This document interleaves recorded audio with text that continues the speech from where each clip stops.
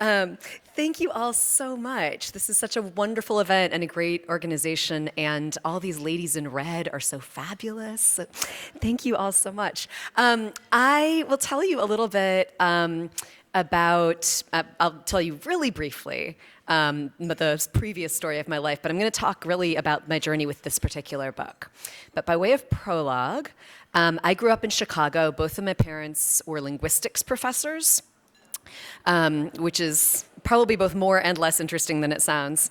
I grew up in a very literary family. My father is a poet. His mother was a novelist. She was Hungarian, which is very nice for me. I don't have to live in her shadow, but had a really interesting career. She wrote about 40 novels in Hungarian. I know, I can't even read Hungarian. She wrote 40 novels.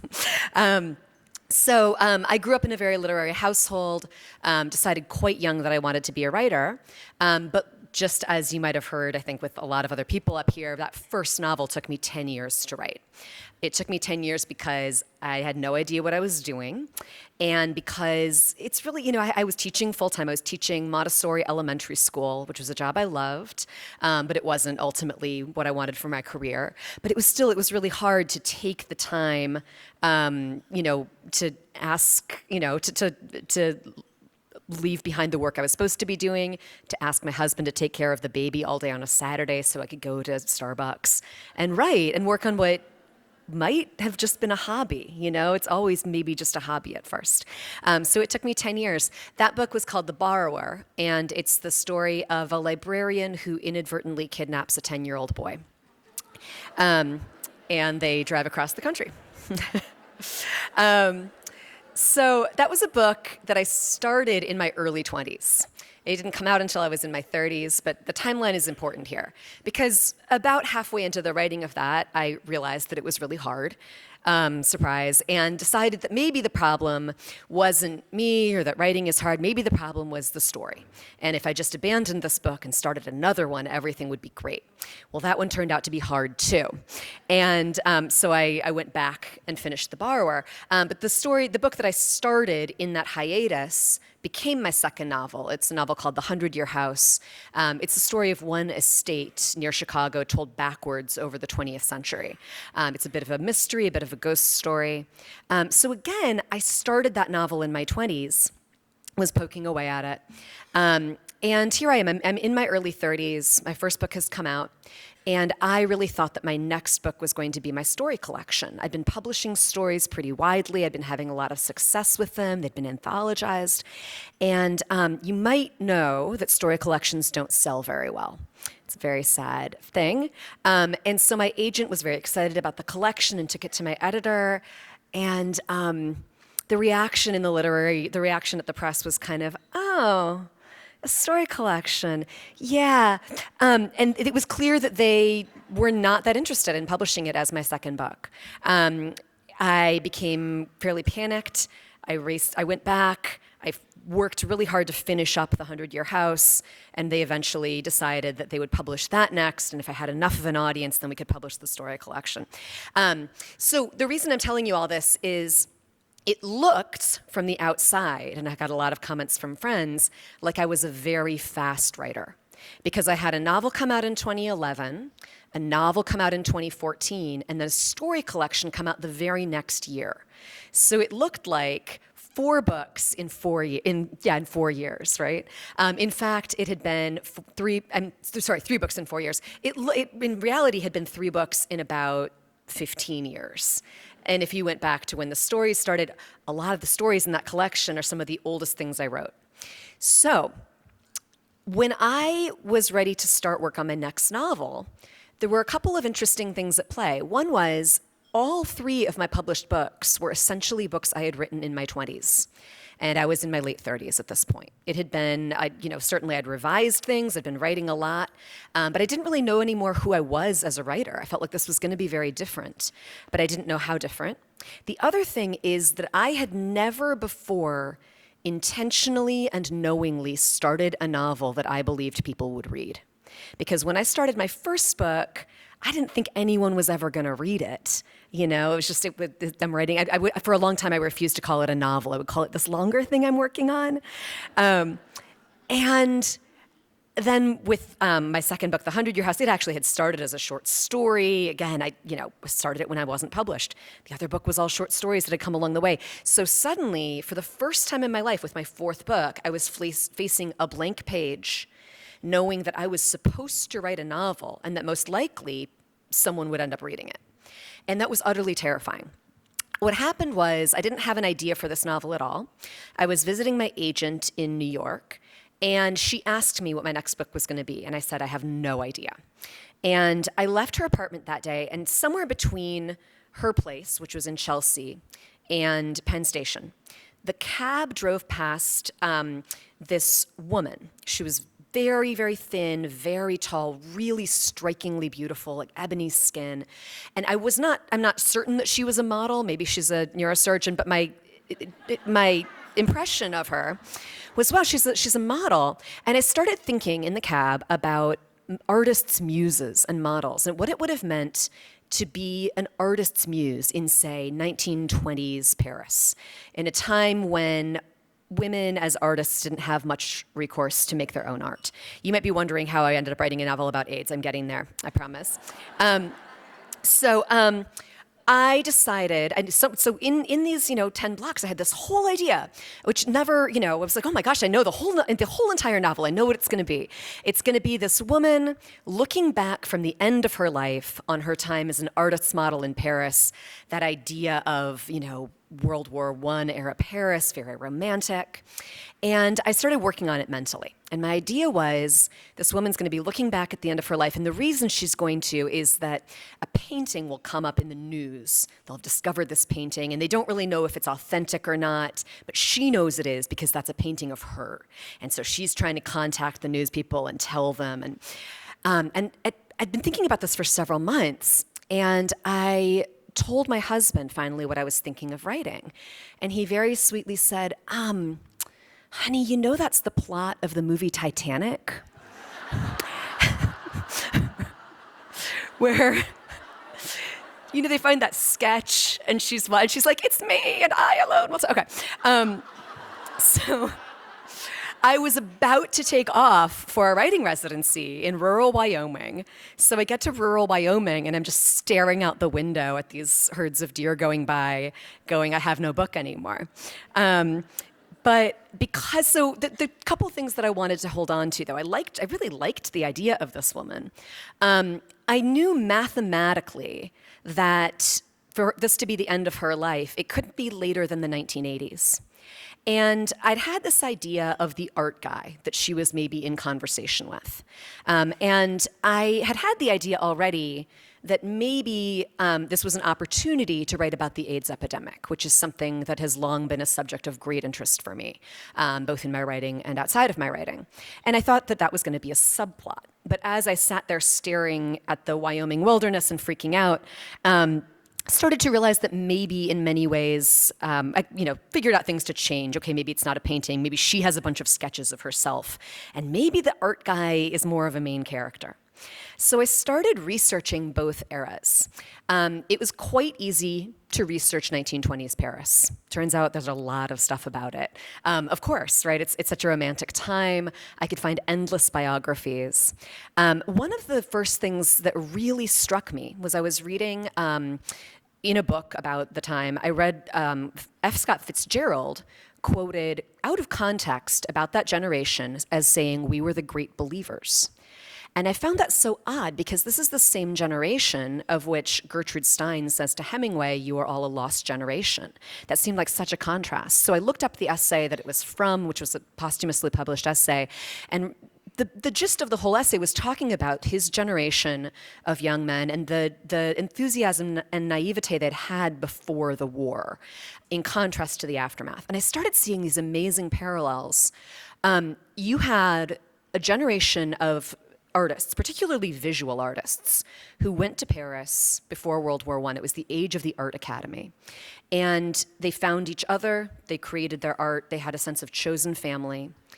And then World War I and the influenza of 1918 rolled through and decimated a generation largely of its young, able-bodied men.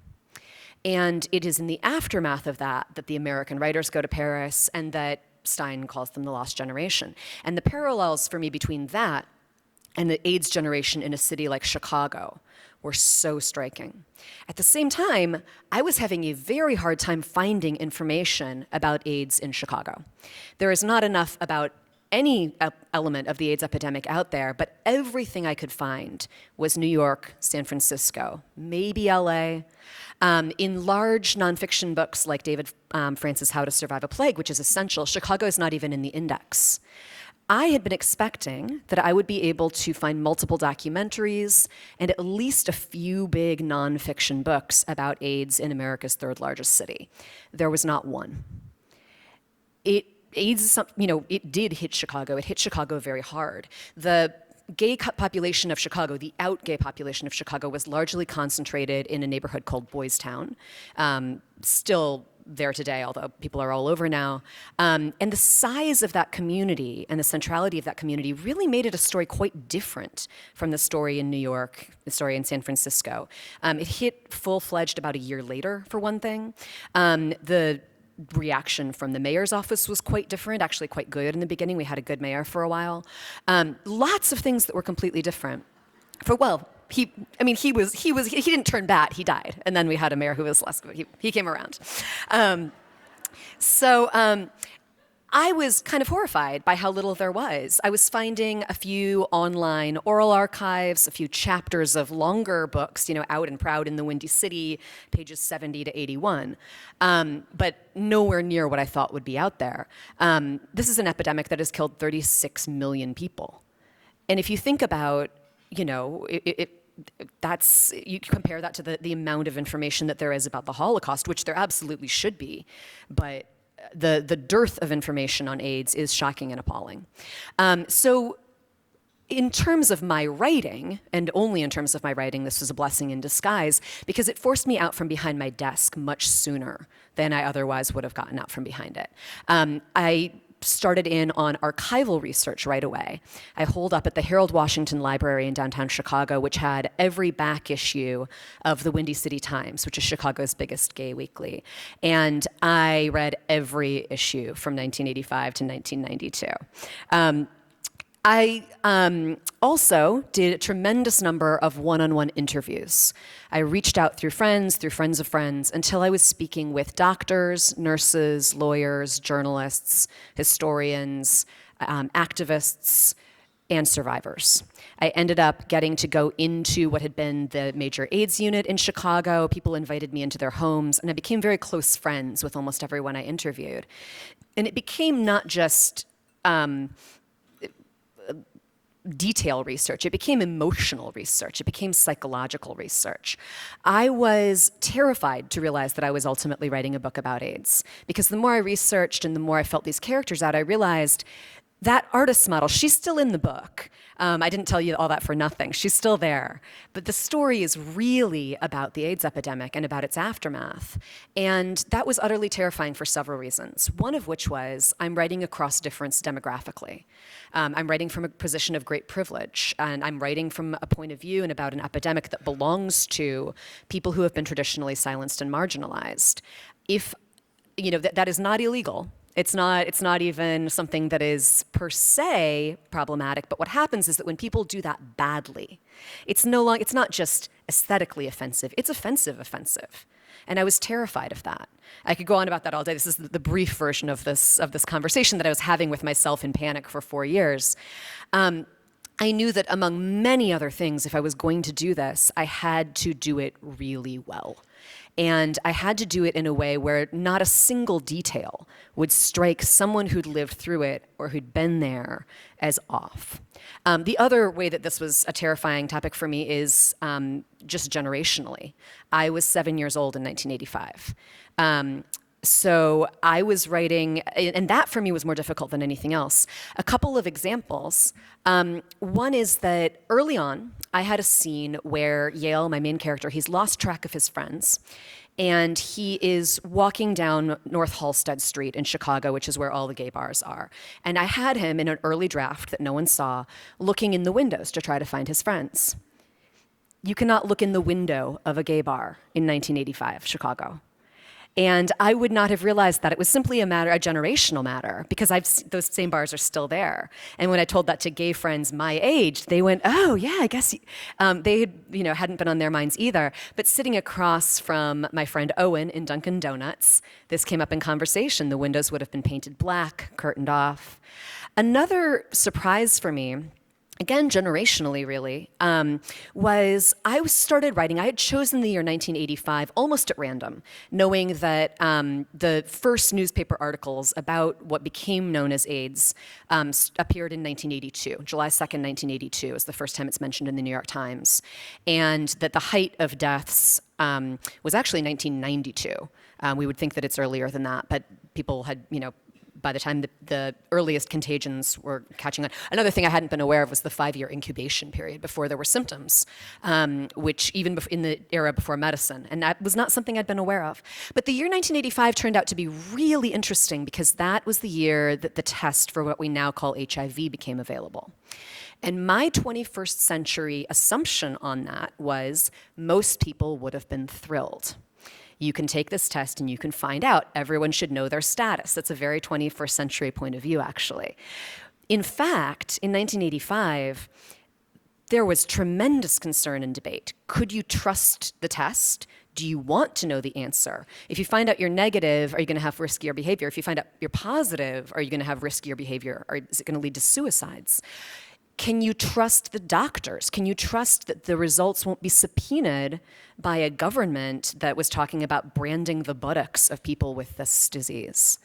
Could you trust a government where Ronald Reagan did not say the word AIDS aloud until 1987, when there were tens of thousands of men dead? Could you trust that you would not instantly lose your health insurance? Which they were finding every reason possible the second you had any symptom to deny you health insurance, and they would not pay for anything. And this was also a time when there was no medication. So this was certainly a learning curve for me. It was also a point around which I could define my characters. I could figure out who believes what, who wants to get tested, who doesn't, who thinks everyone should, who doesn't think everyone should but does it themselves, how do they react.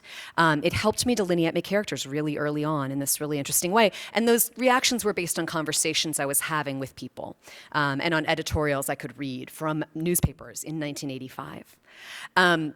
Another really interesting thing that happened in my research was that I had this problem where everything medical that I looked up was too up to date. I'd Google something and it would tell me the actual answer that we know now. And I needed my medical knowledge to stop in the late 80s. And I finally used a 1987 guide to living with AIDS put out by Johns Hopkins University. And that became my Bible. If it wasn't in there, I didn't know it. I had the most amazing conversations with people. And there's a scene late in my book of the 1990 ACT UP demonstration in downtown Chicago. It was a really critical nationwide huge protest action. And I had been watching YouTube footage of this, particularly of the moment when 5 men had sneaked into the county building in downtown Chicago.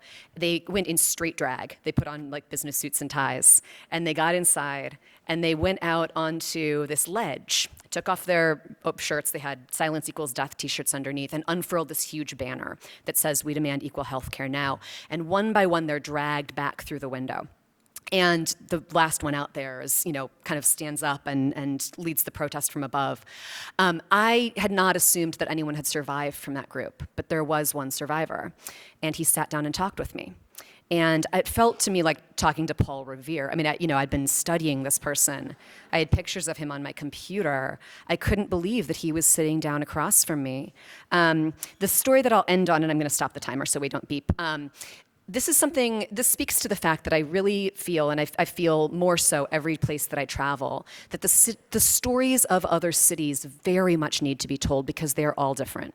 And the man that I talked to, he lived in Chicago, but he was from Milwaukee. And when he was showing me scrapbooks, and one of them was full of funeral bulletins. It's a scene that I wrote into my book, actually, a photo album that kind of explodes with funeral bulletins. And this happened as we were sitting there. The reason he had so many crammed in there at once is that Milwaukee has a uniquely devastating story. What happened in Milwaukee was that there was a cryptosporidium outbreak in the water in 1993, I believe, just a bacteria in the water. It killed a few hundred people. Largely, what was reported in the news, largely the elderly and those with compromised immunity. What that actually meant was that basically the entire HIV positive population of Milwaukee died within about 2 weeks of each other. And I told that story in Milwaukee in a bookstore, and most of the audience did not know it. One woman in the audience said, oh yes, and then the bookstore owner who was standing there, who was a gay man, said, yeah, I lost 3 of my clerks. If you don't know the story of the AIDS epidemic where you live or where you're from, please, read my book or don't, but please find out what's going on around you. We know almost everything that we know about direct action comes from the ACT UP movement. So much of what we need to know to survive in really horrible times, you can learn from these people who are absolute heroes who are still with us. So I would love to hear questions from you.